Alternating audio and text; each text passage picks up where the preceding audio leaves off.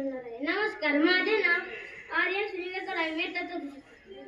लोकमान्य टिळकांचे पूर्ण नाव बाळ गंगाधर टिळक.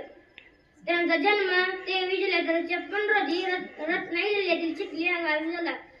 टिळक हे भारतीय स्वातंत्र्य चळवळीचे पहिले नेते होते. ब्रिटिश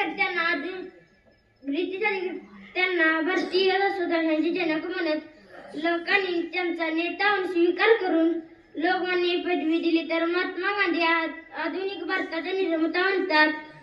टिळकांनी केसरी व मराठा हे वर्तमानपत्र सुरू केले. शिवजयंती व गणेशोत्सव या सणाद्वारे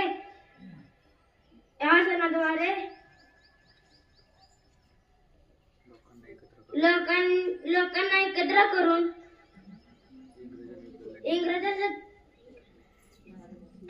इंग्रजांचा धडा दिला. असे या नेत्याचे 1 ऑगस्ट 1920 रोजी पुणे येथे निधन झाले. एवढे बोलून माझे भाषण संपवतो. जय हिंद, जय महाराष्ट्र.